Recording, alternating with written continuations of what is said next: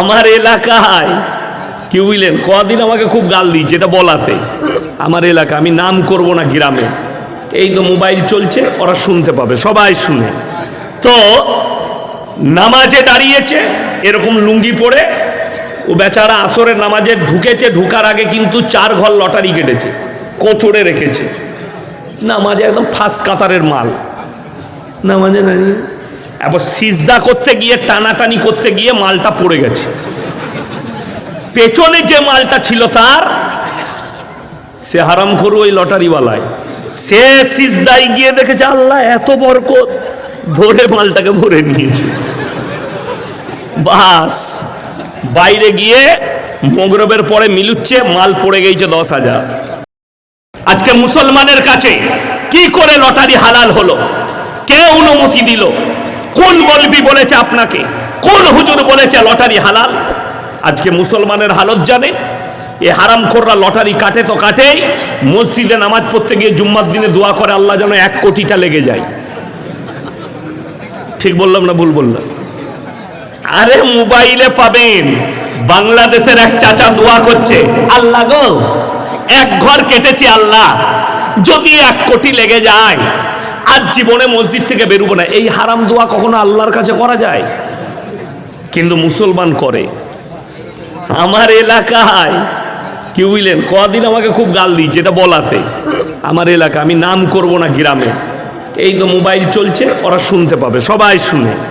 তো নামাজে দাঁড়িয়েছে এরকম লুঙ্গি পরে, ও বেচারা আসরের নামাজে ঢুকেছে, ঢুকার আগে কিন্তু 4 ঘর লটারি কেটেছে, কোঁচড়ে রেখেছে। নামাজে একদম ফার্স্ট কাতারের মাল। নামাজে দাঁড়িয়ে এবার সিজদা করতে গিয়ে, টানাটানি করতে গিয়ে মালটা পড়ে গেছে। পেছনে যে মালটা ছিল তার, সে হারাম করু ওই লটারিওয়ালায়, সে সিজদায় গিয়ে দেখেছে আল্লাহ এত বরকত, ধরে মালটাকে ভরে নিয়েছে। বাস বাইরে গিয়ে মগরবের পরে মিলুচ্ছে, মাল পড়ে গেছে 10,000। তখন খুঁজে বেড়াচ্ছে আমার মালটা গেল কোথায়। মগরবের পরে খোঁজ নিয়েছি, আসরের নামাজে আমার পেছনে কে দাঁড়িয়েছিল, বলে অমুক। তো জানে যে ও মালটাও লটারিওয়ালা, তাকে গিয়ে ধরেছে, ভাই আমার লটারি টিকিটটা বার কর, তুই পেছনে ছিলি, মসজিদে পড়ে গেছে। দুজনার মধ্যে দ্বন্দ্ব বেরিয়ে গেল, টাকাটাই ক্যাশ করেছে। সবাই মুসল্লিরা জেনে গেল দুটো মালই লটারিওয়ালা। এটা আমি বানানো গল্প বলি নাই, এই স্টেজে বসে বলছি, আল্লাহর কসম করে বলছি, এটা সত্য ঘটনা।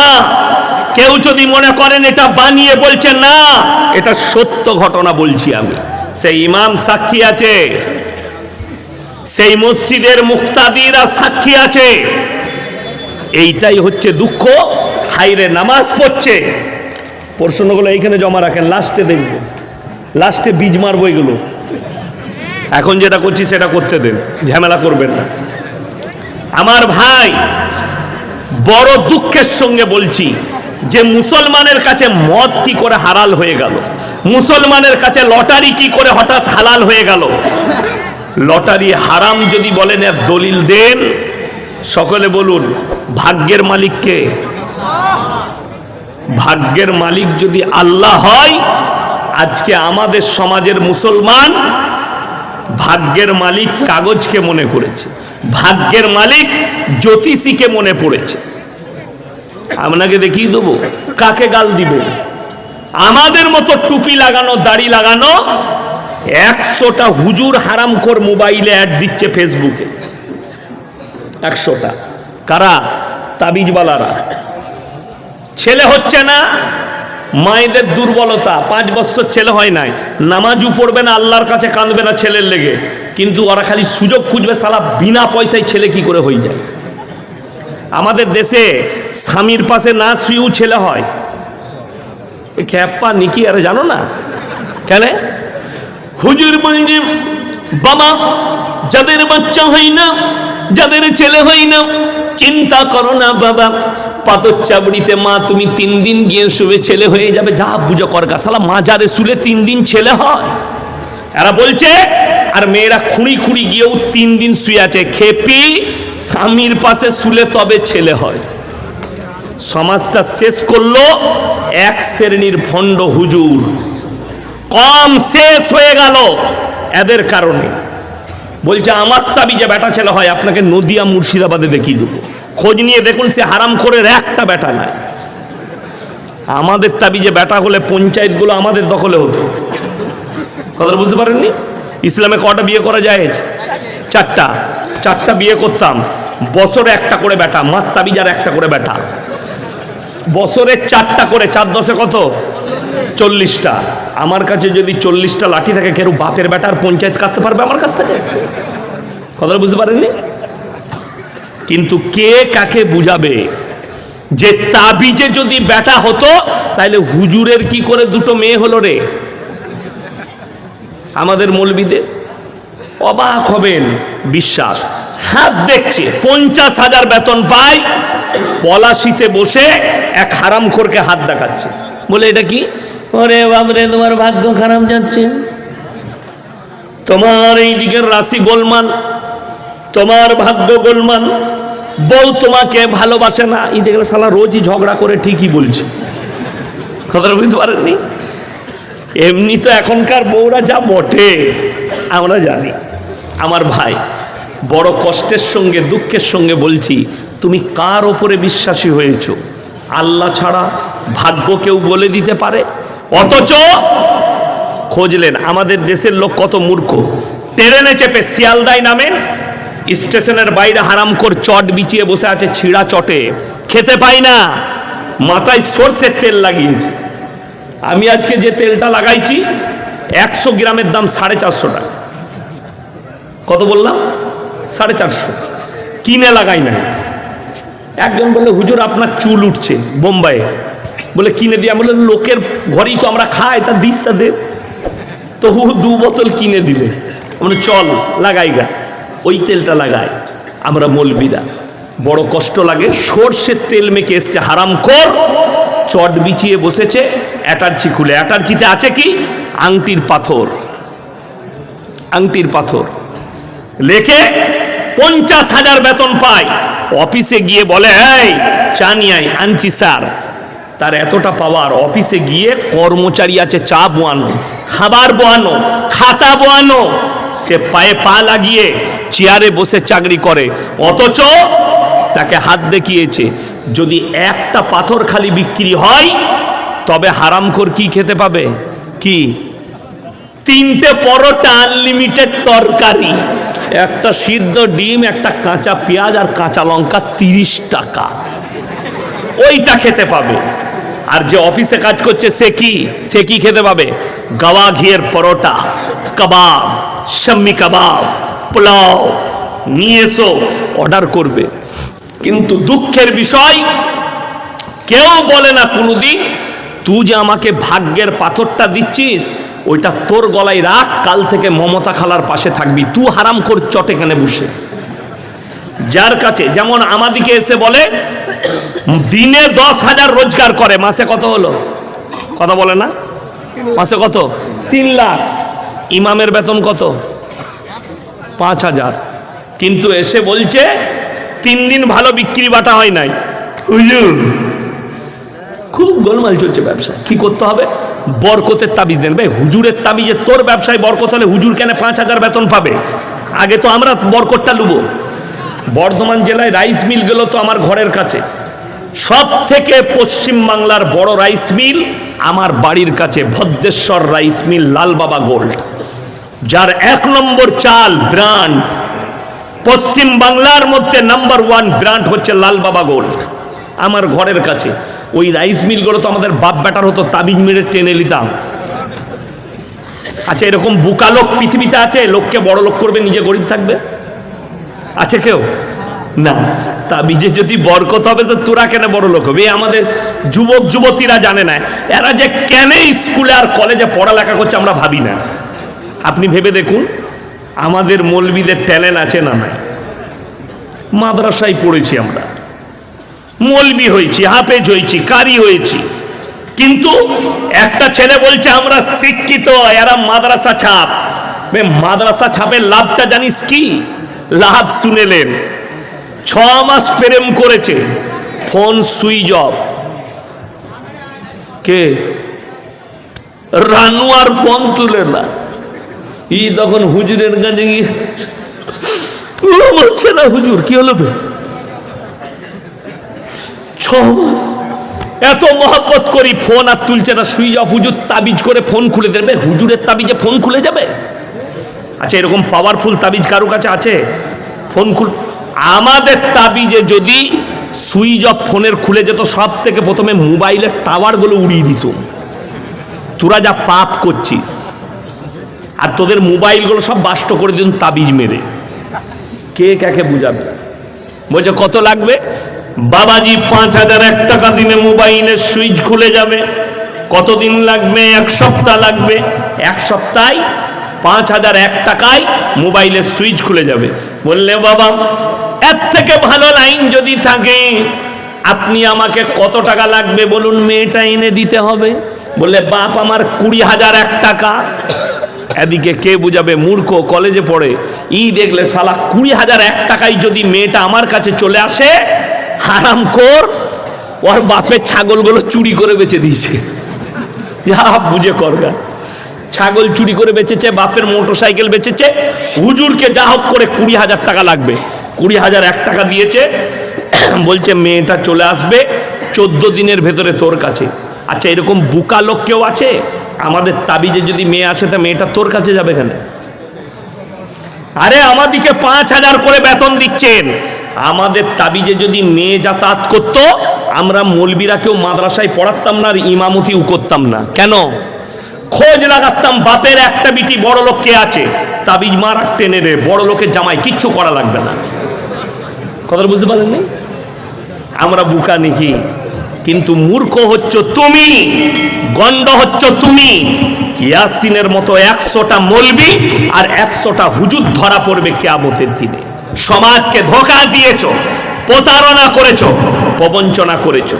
100টা মৌলবি। আল্লাহ কোরআনে কি বলছেন শুনেলেন?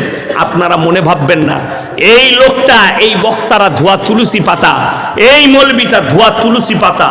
আমার মতো 100টা ইয়াসিন কিয়ামতের দিনে ধরা পড়বে। আমার আল্লাহ কোরআনে বললেন, ইন্নাল্লাযীনা ইয়াকতুমুনা মা আনজালাল্লাহু মিনাল কিতাব ওয়া ইয়াশতারুনা বিহি সামানান কালীলা উলাইকা মা ইয়াকুলুনা ফি বুতুনিহিম ইল্লান নার ওয়া লা ইউকাল্লিমুহুমুল্লাহু ইয়াওমাল কিয়ামাতি ওয়া লা ইউযাক্কিহিম ওয়া লাহুম আযাবুন আলীম। হে আমার বিশ্বনবী, পৃথিবীর মানুষকে বলো, তোমাদের মধ্যে কিছু এমন মৌলবি থাকবে যারা আমার কোরআনের আয়াতকে লুকিয়ে দিবে নিজেদের পেট চালাবার জন্য। তারা নিজেদের পেটে যে আগুন ছাড়া আর কিছু ভরে না। আমি আল্লাহ রাব্বুল আলামিন এই সমস্ত হুজুরদিকে কিয়ামতের দিনে কঠিন আযাবে মুবতালা করব। এটা কোরআন। 100টা মৌলবি ধরা পড়বে, আল্লাহ তাদেরকে আযাবে মুবতালা করে দেবে। সমাজকে ধোঁকা, প্রতারণা, প্রবঞ্চনা করেছে। আমার মুসলমান ভাই, লটারি হারাম। যারা ভবিষ্যৎ বলে এরা কাফের, এরা বেঈমান। আর কেউ যদি জ্যোতিষীকে বিশ্বাস করে, তার যদি হাত দেখিয়ে ভবিষ্যৎ দেখতে যায়, তার ঈমান চলে যাবে। তাকে বর্তমানে আবার ঈমান আনতে হবে। সে কাফের হয়ে যাবে, বেঈমান হয়ে যাবে। ভালো মন্দের মালিক সকলে বলুন কে? আরো জোরে বলুন কে? কল্যাণ অকল্যাণের মালিক কে? আল্লাহ। সবের মালিক আল্লাহ। আর আপনি বিশ্বাস করছেন আল্লাহর সৃষ্টির ওপরে। এইটাই হচ্ছে দুঃখের। মুসলমান হারাম হালাল না বুঝার কারণ হচ্ছে, মারাত্মক কারণ, সেটা হচ্ছে আপনার কাছে দ্বীনি শিক্ষা নেই। দ্বীনি শিক্ষা নেই। আপনি এটা ভাববেন না এই মাদ্রাসায় বক্তারা পয়সা চাইছে, ইয়াসিন সাহেব টাকা চাই লোচানঘর মাদ্রাসার জন্যে, আপনি দিয়ে দিলেন, ইয়াসিন সাহেব দোয়া করে দিল না। আপনি টাকা দেওয়ার পরেও আপনার দায়িত্ব শেষ হয়নি। টাকা দেওয়ার সাথে সাথে আপনার সন্তান থাকলে তাকে দ্বীনি শিক্ষা প্রতিষ্ঠানে দেন, তার কাছে দ্বীনি শিক্ষা দেন। দ্বীনি শিক্ষা কতটা ফরজ? আলেম হতে হবে না, মুহাদ্দিস হতে হবে না, মুকাররির মুফাসসির নয়, অতটা ফরজ। আপনার ছেলে ডাক্তার হবে, মাস্টার হবে, প্রফেসর হবে, ইঞ্জিনিয়ার হবে, নেতা হবে, মন্ত্রী হবে। আল্লাহর কসম খেয়ে বলে যাচ্ছি, আমি এই চাঁদঘরের মাটি, চাঁদঘর মাদ্রাসার মাটিতে সব ডিগ্রি হাসিল করবে, কিন্তু যদি দিন না থাকে, আল্লাহর কসম আমার আল্লাহর কাছে কোনো মর্যাদা নাই। দিন থাকতেই হবে। আপনার ছেলে পৃথিবীর যতগুলো ডিগ্রি হাসিল করবে করুক, আজকে এটাই কষ্ট। আপনি সন্তান তো জন্ম দিয়েছেন, সন্তানকে দ্বীনি শিক্ষা দেননি। কতটা? অতটা হাসিল করতে হবে যতটা করলে হারাম হালাল চিনতে পারে, দিন আর বাতিল চিনতে পারে, শিরক আর বিদআত চিনতে পারে, কুফরি চিনতে পারে। বেঈমান কাফেররা যে জালটা ঠান্ডা মাথায় ছুঁড়েছে আপনার উপরে, ওই ইলমের দ্বারা যেন জালটা আপনি দেখতে পান। আপনারা কাকে গালি দিবেন? যতগুলো বর্তমানে ইসলামের দুশ্মন আছে, দুশ্মনানে ইসলাম হিন্দুস্তানের মাটিতে, সব কটাই মুসলমান ঘরে জন্ম নিয়েছে। তসলিমা নাসরিন মুসলিম না হিন্দু? নামটা মুসলমান, কিন্তু তাকে মুসলমান বললে গুনাহ হবে, মুসলমান বলা যাবে না। তসলিমা নাসরিন, জাস্টিস ইনায়েতুল্লাহ মুসলমান ঘরে জন্ম নিয়েছে, কিন্তু এরা মুসলমান নয়, এরা বেঈমান কাফের, ইসলামের বড় দুশ্মন। কলকাতার বাগুইয়াটিতে বসে আছে একটা মেয়ে, তার নাম হচ্ছে নাজিয়া ইলাই খান। প্রতিনিয়ত গালি দিচ্ছে কাদিকে? দাড়িওয়ালা, টুপিওয়ালা, নামাজি, বহুত জনকে গালি। বড় কষ্ট লাগে। এই মুর্শিদাবাদের এক হারামখোর নেতা, সে বলেছে মাদ্রাসায় জঙ্গি তৈরি হয়। তাকে আমি বলেছি দামি কথা বলেছ। সুতি রেল লাইনের ওপরে যে দুজন দাসদের ছেলে বোম রাখতে গিয়েছিল, ওরা কোন মাদ্রাসার ছাত্র? তোমার মতো হারামখোর নেতাকে জিজ্ঞেস করলাম, বাপের বেটা হলে মিডিয়ার সামনে এসে বলো যদি হিম্মত থাকে। অথচ ওই হারামখোর নেতা এক সময়, আজ থেকে 3 বছর আগে, বেলডাঙ্গার পাশে একটা মাদ্রাসার জলসায় স্টেজে এসে হারামখোর নমস্কার করে বললে ইসলাম শান্তির ধর্ম, আবার কোরআনের তাফসীরও করলে। আমি নাম লুবো না, তাকে সবাই চিনে যাবে, ওই জন্য নাম লুবো না। তার মুর্শিদাবাদের নেতা বললে মাদ্রাসাগুলো জঙ্গি তৈরি হয়। দামি কথা বলেছে। বেলডাঙ্গায় আল্লাহকে গালি দিয়ে যে নাম লেখা বোর্ডটা দিয়েছিল, তার নাম হচ্ছে সায়ন হালদার। ওটা কোন মাদ্রাসার ছাত্র? তোমার মতো হারামখোর নেতাকে আমি জিজ্ঞেস করছি, চ্যালেঞ্জ দিলাম। যারা মাদ্রাসার প্রতি ঘৃণা আনেন, আলেম উলামা দাড়ি টুপির প্রতি যাদের ঘৃণা আছে, তাদেরকে আজকে এত দলিল দিয়ে ঢেকে দিয়ে যাব, তুমি রাস্তা খুঁজে পাবে না। ইমানদারির সঙ্গে বলুন, একটা এটিএম ডাকাতি করতে গেলে মৌলবি হওয়া লাগে না ইঞ্জিনিয়ার হওয়া লাগে? কথা বলে না এরা? ইঞ্জিনিয়ার হতে হয়। ইঞ্জিনিয়ার চানঘর মাদ্রাসায় হয়? কথা বলে না? কোথায় হয়? কলেজে। এই সৈয়দ হালদার কোথায় পড়াশোনা করে? কল্যাণী বিশ্ববিদ্যালয়ের ছাত্র। তাইলে জঙ্গি তৈরি কারখানা মাদ্রাসা নয়, কলেজ ইউনিভার্সিটিগুলো। ইঞ্জিনিয়ার হতে হয় একটা এটিএম ডাকাতি করতে গেলে। মূর্খরা ডাকাতি করলে, আমাদের মতো মৌলবীরা ডাকাতি করতে গেলে আমাদেরকে কি করতে হবে? সেদিনে কি ঘটনা ঘটেছে জানেন? আমাদের রাজ্যেই কোন জায়গায় হবে, পুলিশ ধরেছে 4টা মূর্খ ছেলে, তারা দেখছে শালা এটিএমে এত টাকা থাকে, এটিএমটা চুরি করতে গিয়ে সেই আপডেট করা মেশিনটা নিয়ে পালিয়ে এসছে। কি বললাম? আপডেট করা মেশিন, সেটাই টাকা থাকে। তারা ভেঙে দেখছে ভেতরে কিচ্ছু নাই টাকা পয়সা, তারা কুড়ুলে করে চুটিয়ে ভেঙেছে, সাবলে করে। তো আমরা মৌলবীরা চুরি করতে গেলে আমাদের হালে এরকম হবে। অথচ এটা চুরি করতে গেলে, ডাকাতি করতে গেলে কম্পিউটার ইঞ্জিনিয়ার হতে হবে, সফটওয়্যার ইঞ্জিনিয়ার হতে হবে। বড় কষ্টের বিষয়। তারপরেও বলছে মাদ্রাসায় সন্ত্রাসবাদ তৈরি হয়। দলিল দিই, এই চামঘর মাদ্রাসা নয়, কালীগঞ্জ থানায় যতগুলো মাদ্রাসা আছে, কোন বাপের বেটা মিডিয়াওয়ালা আমাদের দেশে, আমি বললাম না ইসলামের দুশ্মন ইসলামের ঘরে আছে। একটা ছেলের নাম শফিকুল, ইউটিউবার একটা, তার টিভিটার নাম হচ্ছে আরামবাগ টিভি। এই হারামখোর আমার লেগে বলেছে এটা জঙ্গি মনোভাব, আমার লেগে বলেছে একে অ্যারেস্ট করা দরকার। তোর কোন বাপ আছে আমাকে অ্যারেস্ট করতে বল, তারপরে দেখব। আমার লেগে প্রুফ আনতে বল।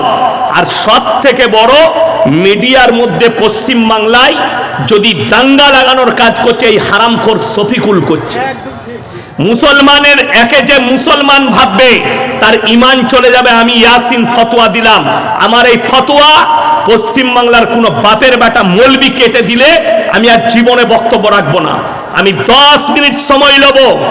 এই হারামখোর আর নাজিয়া ইলাই খান এদিকে আমার সাথে বসতে বলুন, আমার 100টা মিডিয়া থাকবে, তোদের যতগুলো দালাল মিডিয়া আছে নিয়ে আসবি, আর লাইভ চলবে, গোটা পৃথিবীর লোক দেখবে। 10 মিনিটের মধ্যে আমি প্রুফ করি দেব এই দুটো হারামখোরই মুসলমান নয়। চ্যালেঞ্জ এটা। এই হারামখোর বলছে ইয়াসিন সাহেবকে অ্যারেস্ট করা দরকার, জঙ্গি মনোভাব ইয়াসিন সাহেবের। সেই দিনে দেখছি আবার একটা গুটকা করে সাক্ষাৎকার নিয়েছে, গুটকাখোর জিলাপি হুজুর, কি বুঝলেন, তার সাক্ষাৎকার নিয়েছে। তো ওই রকমই জিলাপি হুজুররাই তো রাম মন্দির উদ্বোধনে গিয়েছিল। চ্যালেঞ্জ, উত্তরপ্রদেশের একটা জিলাপি হুজুর গুটকাখোর, সে গিয়েছিল রাম মন্দির উদ্বোধনে। সে বলছে হাম দেশ সে মোহাব্বত করতে হ্যাঁ। ওটা দেশের কাজ? কে বলল তোমাকে? ওই মৌলবি কাফের, সঙ্গে সঙ্গে কাফের হয়ে গেছে, ওকে কালমা পড়ে মুসলমান হতে হবে। বড় কষ্ট লাগে। এই হারামখোর শফিকুল আমার লেগে বলছে জঙ্গি। শুনেলেন, আমি বলিনি, নিউজ 18 বাংলা, যাদের কাছে গুগল আছে, ইউটিউব আর ফেসবুক আছে, খুলে দেখুন। এই মাদ্রাসার কথা বলছে, চাঁদঘর মাদ্রাসায় বসে বলছি। এই মাদ্রাসার বাথরুমে আমি 2 বার গেলাম। আপনারা যারা এসছেন লাইন দিয়ে বহু মানুষ বাথরুম করেছেন, ঠিক কিনা কথা বলেন? আচ্ছা, কেউ ইমানদারির সঙ্গে বলবেন একটা সিগারেটের প্যাকেট আছে পড়ে? কথা বলে না? নাই। মদের বোতল আছে, স্যাক্সের ট্যাবলেটের পাতা আছে, নিরোদের প্যাকেট আছে? নাই। আমি চ্যালেঞ্জ দিলাম, কালিয়াগঞ্জ থানায় যতগুলো মাদ্রাসা আছে, কোন বাপের বেটা যদি শিক্ষিত লোক বার করতে পারে, আমি ইয়াসিন আর জীবনে বক্তব্য দেবো না। চ্যালেঞ্জ দিয়ে বললাম, খুলেন নিউজ 18 বাংলা, খুলেন এবিপি আনন্দ, খিলেন রিপাবলিক। রিপাবলিকের একটা পাগলা বেরিয়েছে, তার নাম হচ্ছে কুকুর রঞ্জন।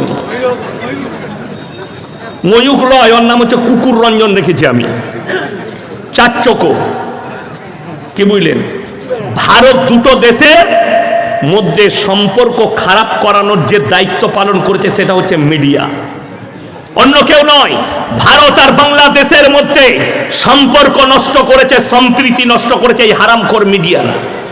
এই ভারতে হিন্দু আর মুসলিমের মধ্যে সম্প্রীতি নষ্ট করেছে এই রিপাবলিক টিভি। প্রত্যেকটা মুসলমানের উচিত এই রিপাবলিক টিভিকে বয়কট করবেন। কেউ যদি সাবস্ক্রাইব করে থাকেন সঙ্গে সঙ্গে বন্ধ করবেন। সকলে জোরে বলুন ইনশাআল্লাহ। হ্যাঁ, শফিকুলের ওই শফিকুলের কমেন্টগুলো খুলে দেখেন, যতগুলো কমেন্ট আছে গোবরখোর আর মুতখোরের, একটাও মুসলমান ইমানদার লোকের নাই, সব গোবরখোর আর মুতখোর। আর আমি সেদিনে ভাবলাম এই গুটকাখোরটাকে কোথা থেকে ও জোগাড় করেছে, যে আমার হয়ে সাক্ষী দিবি আয়, আমি খাঁটি মুসলমান। তোকে সাক্ষী লাগছে আর আমাকে প্রুফ লাগবে না। ওটা এই স্টেজে যতগুলো আলেম আছে, শফিকুলকে বলছি তাকিয়ে দেখো, ইনাদের মধ্যে যাকে জিজ্ঞেস করবে সেই বলে দিবে এটা মোল্লা শওকত আলী মাজাহিরির ছেলে, ঠিক কিনা? আমার আব্বাকে চিনেন না? চিনেন না? আপনারা চিনেন। তোর প্রুফটা দে, তোর প্রুফটা দে। মুসলমানই নয়, বড় দুঃখের সঙ্গে বলছি, কলকাতার যাদবপুর বিশ্ববিদ্যালয়ে 7 মাস আগে একটা ছেলে আত্মহত্যা করে মারা গেছে। যখন মিডিয়াওয়ালারা গেছে, ওই হোস্টেলের বাথরুম থেকে নিউজ 18 বাংলা খবর সম্প্রচার করেছে, লাইভ দেখিয়েছে।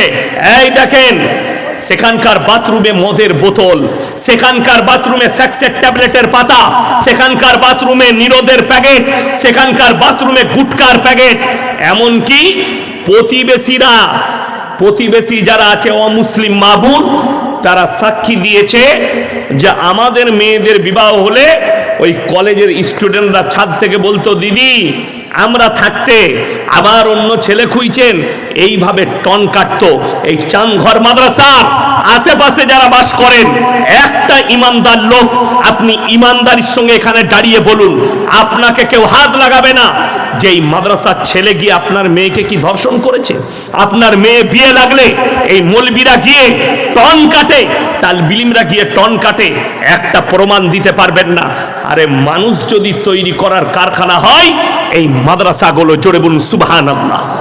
যেটা স্কুলে হবে না, যেটা কলেজে হবে না, যেটা ইউনিভার্সিটিতে হবে না, আমাদের হাতে তুলে দেন, আপনি 10 বছর পরে তাকে আমাদের মতো স্টেজে দেখতে পাবেন। জোরে বলুন সুবহানাল্লাহ। এই স্টেজে দেখতে পাবেন। আমরা স্কুলে যাইনি, শফিকুল খালি মনে মনে করছে এই মৌলবি কটা স্কুলে যায়নি। তো একবার আমার সাথে বস, তবে বুঝতে পারবি আমি কোন কোন স্কুলে পড়েছি। তো একবার বসে দেখ আমার সাথে, এদের বাপের হিম্মত নাই আমার সাথে বসি। এই দালাল মিডিয়ারা ভারতের সম্প্রীতিকে নষ্ট করছে, বড় কষ্ট লাগে।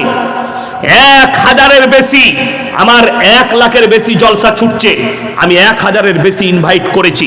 কাকে? कुत्ता मीडिया दिखे। अगर हिम्मत है तो हमारे जैसे बाप के बेटे मौलवी के साथ बैठ कर देखो, छट्टे के दूध याद दिला देंगे। रुबिका लियाकत जैसी कुत्ती, अंजना अनकशब और क्या क्या फुलाने फुलाने नाम है, मैं उनका नाम लेना भी नहीं चाहता। तुम्हारा अगर दम है तो हमारे साथ बैठ के देखो। तुम हमको जेल भेज सकती हो, हमारे नाम में केस कर सकती हो, इसके अलावा तुम्हारे पास कोई चारा नहीं है, हमारा जवाब तुम नहीं दे सकती। ये रुबिका लियाकत के जो मुसलमान भावे बोलचे मैं मुसलमान हूँ लेकिन मैं सिंदूर भी लगाती हूँ, मैं पूजा पाठ भी करती हूँ। कौन बोला तू मुसलमान है? प्रूफ लेना है तो मौलवियों से ले ले। सुने रेखे देन, কেউ যদি বুক চাপড়িয়ে বলে আমি মুসলমান, তুমি মুসলমান হতে পারো না। তোমার আকীদা পরীক্ষা করবে একজন মৌলবি, একজন ইমাম, তোমার দ্বারা হবে না। তোমার পরিচয়, তোমার নামাজ, তোমার আমল, তোমার চলাফেরা, তোমার উঠা বসা, তুমি মদের আর গাঁজায় ডুবে থাকবে আর তুমি বলবে আমরা মৌলবি। আমি কেন বললাম যে গুটকাখোরটাকে সাক্ষী করেছে, এই ঝাড়খণ্ডের একটা গুটকাখোর আছে, তার নাম হচ্ছে জাহাঙ্গীর, প্রতিনিয়ত গাল দেয় আমাকে। এ হারামখোর বলেছে সুদের টাকা, ব্যাংকের যে সুদ দেয় ওই টাকা খাওয়া যাবে, ওর কাছে হালাল। যাদের সুদ বেরুবে ব্যাংকের টাকা, ও হারামখোরকে পাঠাবেন। ওটা হচ্ছে সুদখোর মৌলবি। ওই সুদ খেয়েই মৌলবি হয়েছে। ওদের মাদ্রাসাগুলো সুদের টাকাই চলে। গুটকাখোর, সিন্নিখোর। আর আপনাদের মুর্শিদাবাদে একটা আছে জাদুঘর, কিরকম কিরকম টুপি পরে, গুটকা খেয়ে দাঁতগুলো কালো করে দিয়েছে। খৈনি আর গুটকা, অবাক হবেন, আমি মালদা জেলায় চাঁচল এরিয়ায় জলসাই যাচ্ছি।